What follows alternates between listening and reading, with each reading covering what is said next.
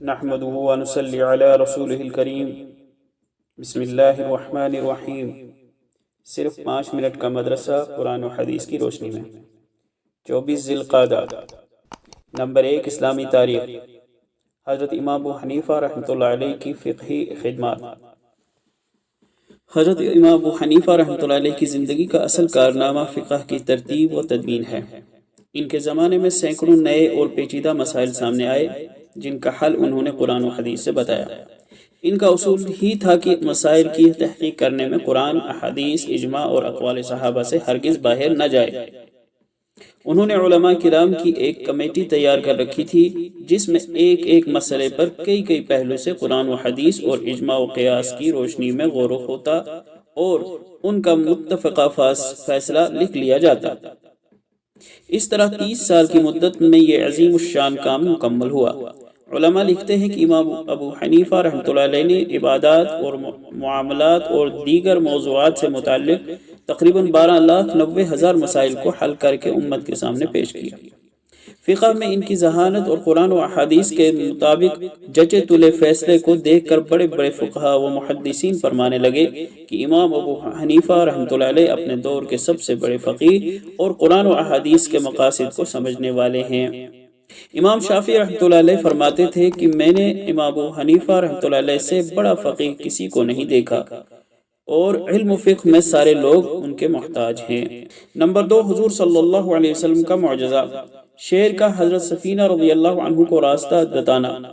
حضرت سفینہ رضی اللہ عنہ فرماتے ہیں کہ ہم سمندر میں سفر کر رہے تھے، اچانک ہماری کشتی ٹوٹ گئی تو میں نے کشتی کا ایک تختہ پکڑ لیا اور اس پر سوار ہو گیا تو تختہ بہتا ہوا ایک گھنے جنگل کے پاس پہنچا جہاں شیر بیٹھا ہوا تھا۔ وہ میری طرف لپکا تو میں نے کہا میں رسول اللہ صلی اللہ علیہ وسلم کا غلام ہوں، تو فوراً شیر نے اپنا سر جھکا دیا اور مجھے اپنے اوپر سوار کر لیا اور پھر مجھے جنگل سے نکال کر راستے پر لا چھوڑا اور دھاڑ مارا۔ میں نے سمجھا کہ مجھے وہ الوداع کہہ رہا ہے۔ نمبر 3، ایک فرض کے بارے میں۔ حج اور عمرہ میں عورت کے لیے بال کتروانا۔ رسول اللہ صلی اللہ علیہ وسلم نے فرمایا عورتوں کے لیے حلق کرنا نہیں ہے، عورتوں پر تو صرف بال کتروانا ہے۔ نوٹ: حج اور عمرے میں عورت پر چوٹی کے کنارے سے بالوں کو جمع کر کے پوروے کے بقدر کاٹنا واجب ہے۔ نمبر 4، ایک سنت کے بارے میں۔ عشاء کی نماز میں مسنون قرات۔ رسول اللہ صلی اللہ علیہ وسلم عشاء کی نماز میں والشمس وضحاها اور اس جیسی صورتیں پڑھا کرتے تھے۔ نمبر 5، ایک اہم عمل کی فضیلت۔ 12 رکعت نفل نماز ادا کرنا۔ رسول اللہ صلی اللہ علیہ وسلم نے فرمایا جو شخص ایک دن میں 12 رکعت نفل نماز پڑھے گا تو ان نمازوں کے بدلے میں اس کے لیے جنت میں ایک گھر بنایا جائے گا۔ نمبر 6، ایک گناہ کے بارے میں۔ آپسی مقابلہ کرنے والوں کی دعوت کھانا۔ حضرت عبداللہ بن عباس رضی اللہ عنہما سے روایت ہے کہ رسول اللہ صلی اللہ علیہ وسلم نے آپس میں مقابلہ کرنے والوں کا کھانا کھانے سے منع فرمایا۔ فائدہ: جو لوگ اپنی شان اونچی کرنے کے لیے شاندار دعوتیں کرتے ہیں ان کے کھانے میں شرکت سے بچنا چاہیے۔ نمبر 7، دنیا کے بارے میں۔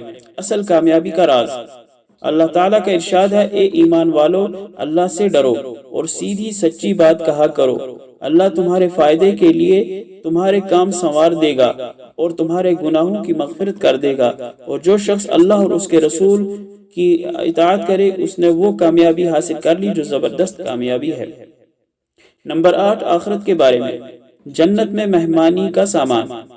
رسول اللہ صلی اللہ علیہ وسلم نے ارشاد فرمایا جو شخص صبح شام مسجد میں جاتا ہے تو اللہ تبارک و تعالی اس کے لیے جنت میں مہمانی کا سامان تیار کرتا ہے جب بھی وہ صبح شام مسجد جاتا ہے۔